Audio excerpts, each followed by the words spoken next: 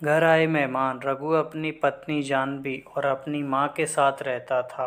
गर्मियों की छुट्टी में रघु की बुआ फूफा अपने लड़के राजू के साथ उनके घर रहने आए। घर आते ही फूफा जी रघु से बोले कि यहाँ तो बहुत गर्मी है, घर में कोई एसी नहीं है क्या? रघु की माँ ने बोला, भाई साहब अभी कुछ दिन पहले ही रघु ने अपने कमरे में एसी लगवाया है। यह सुनते ही फूफा जी अपने बेटे से बोले कि सारा सामान रघु के कमरे में ले गए। रघु और उसकी पत्नी जानवी चुप रहे क्योंकि उन्होंने सोचा कि कुछ दिनों की तो बात है। इस तरह बुआ और फूफा जी को रघु के घर रहते 1 महीना हो गया। रघु ने अपनी माँ से पूछा कि बुआ जी कब जाने वाली हैं? हम कब तक ऐसे ही हॉल में सोकर अपना गुजारा करेंगे? रघु की माँ बोली, बेटा रिश्तेदारी का मामला है, हम कुछ कह भी तो नहीं सकते। रघु की पत्नी जानवी बोली, वह सब तो ठीक है, लेकिन उनका छोटा लड़का राजू सारा दिन घर में ऊधम करता रहता है। कल तो उसने हमारा नया सोफ़ा बुरी तरह फाड़ डाला। रघु इस बात पर बहुत गुस्सा हुआ कि नया सोफ़ा फाड़ दिया। वह अपनी पत्नी से बोला, तुम राजू को ऐसा करने से रोकती क्यों नहीं?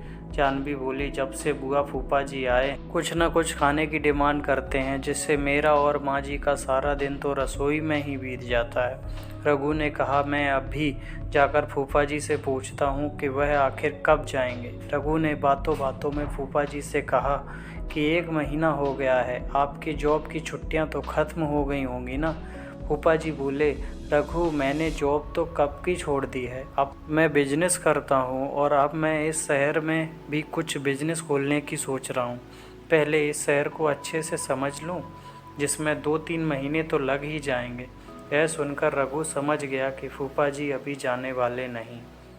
उसने यह बात अपनी पत्नी और माँ को बताई। जानवी बोली, जब घी सीधी उंगली से नहीं निकलता तो उंगली टेढ़ी करनी पड़ती है। इनके साथ भी कुछ ऐसा ही करना होगा। आप यह काम अब मुझ पर छोड़ दीजिए।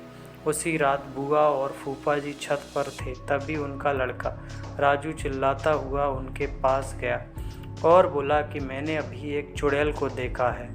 तभी एक चुड़ैल वहां आ गई और बुआ और फूफा जी को बोली कि तुम में से कौन पहले मेरा भोजन बनना चाहेगा। चुड़ैल को देखकर वह बहुत डर गए और उस घर से भाग गए। उनके जाने के बाद जानवी ने अपना चुड़ैल का मुखौटा उतारा। बुआ के परिवार के जाने के बाद सबने चैन की सांस ली।